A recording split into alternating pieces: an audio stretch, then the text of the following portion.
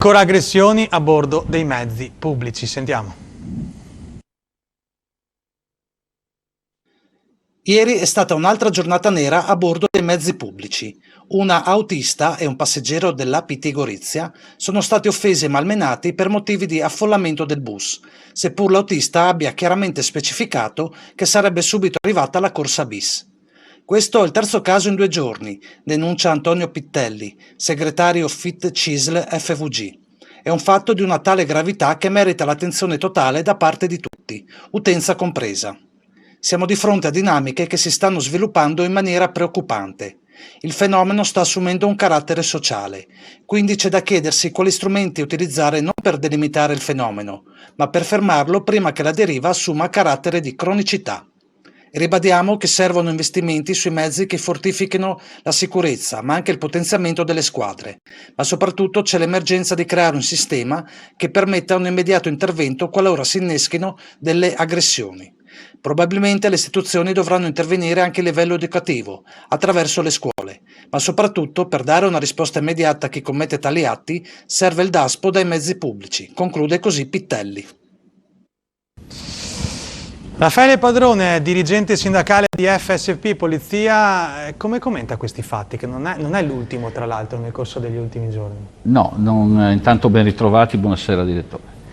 Ma qua mi pare che stiamo tornando, questa domanda, mi pare siamo intorno al 2008-2009, che non si sentivano più episodi di questo genere, ma soprattutto erano gli anni in cui noi facevamo attività di prevenzione all'interno di corriere proprio con gli studenti, perché chi segue, chi è abituato a ascoltare la cronaca, c'erano appunto episodi di ragazzi che davano fastidio chiaramente al conducente, alcuni che non volevano pagare chiaramente la tratta, ed erano anni però in cui la polizia poteva permettersi di essere lì presente. Chiaramente erano servizi che facevamo in abiti chiaramente in borghese, però c'era la possibilità di avere 2 persone che ricordo benissimo, feci tanti di quei turni in cui alla mattina prendevi anche tu l'autobus, prendevi anche tu la corriera e potevi garantire la sicurezza soprattutto agli altri passeggeri, ma soprattutto a chi conduce il mezzo. È difficile però oggi, se si immagina, riuscire anche a interpretare in quale momento può accadere un'aggressione. Però il fatto di avere... io ho detto in premessa che erano situazioni in cui c'erano studenti che utilizzavano questo mezzo a gratis, ma gratis è morto tempo fa, e allora bisognava pagare. Se non si paga viene fuori la discussione. Questo discorso delle aggressioni è vero, però se noi avessimo la possibilità di avere più uomini, e noi, i carabinieri, la Guardia di Finanza, la Polizia Municipale, che il sindaco avesse a disposizione più uomini per poter fare un servizio del genere, io credo che trovati uno, trovati 2, abbiamo trovato tutti, perché poi magari sono sempre i soliti che creano i problemi, non è che tutti quelli che prendono l'autobus creano i problemi. Chiaro. È vero, lei mi dice ma a che ora? Bene, oggi vai alla mattina, oggi vai al pomeriggio ed oggi vai alla sera. È chiaro che dove c'è più affluenza di pubblico è meglio esserci, così non possiamo esserci. Si immagini chi guida un mezzo pubblico, chi controlla i biglietti, che lavora, fa un lavoro insomma più che onesto, avere anche il timore di ritrovarsi certo, ma è questo, di queste anche perché vicende. Magari una volta meno, ma oggi siccome la società è cambiata, magari spunta un coltello, non dico che spunta una pistola, ma spunta un coltello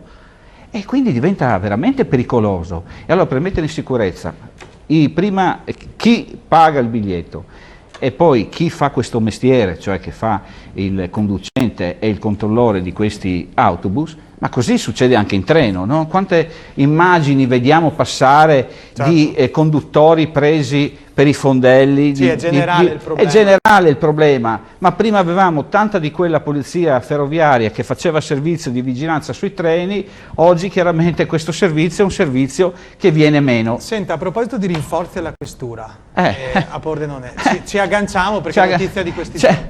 La ringrazio della domanda, ma è una domanda che chi segue dovrebbe dire, ma dice le stesse cose. Quando io vi dicevo che la polizia di Pordenone è una polizia anziana, vi dicevo che quello che sta accadendo, che accadrà. Cioè, io non posso essere contento dell'amministrazione che posa con tutti quelli arrivati. Quelli arrivati sono 10 persone, anzi 9, perché già uno di questi 10 sostituisce solamente uno che se n'è andato un mese fa. Bene, ed era uno di quelli arrivati, giovani, freschi, che già è stato trasferito in altre città. Quindi, se nell'anno 2022, direttore, cari telespettatori, andranno via entro il 30 di dicembre, 38 persone, e significa che i festeggiamenti sono per 10, ripeto, 9 persone, i numeri non tornano. Ma da qua ai prossimi anni, fino al 2025, dove metteremo il cartello affittasi locale, perché sono finiti. Ci auguriamo di no. Io mi auguro di no, ma le dico che ogni anno di questi, cioè io parlo di gente, di persone, di colleghi che hanno maturato non solo gli anni di servizio per andare in pensione, di persone che andranno via perché hanno raggiunto il limite di età, cioè 60 anni. Quando io vi dicevo che la polizia in premessa, ve l'ho ribadito adesso, in premessa dicevo che l'asticella di Pordenone e del Friuli Venezia Giulia, perché parlo a nome anche delle altre questure, siamo oltre i 49 anni di età, significa che da qua al 2025 sono già solo a Pordenone 25 persone per ogni anno che andranno via. Più si aggiungeranno quelli che hanno la possibilità di andare, che hanno maturato il minimo, ma che vuol dire comunque già 30 anni di servizio, andranno via 57-58 anni, se ne andranno, perché le previsioni delle nostre pensioni sappiamo tutti quali sono. Quindi, da qua a 5 anni avremo da parlare di questa faccenda per Pordenone, ma per tutto il Friuli Venezia Giulia. Credo da qua a pochi mesi, perché la sicurezza da un punto di vista politico sta già prendendo, insomma, una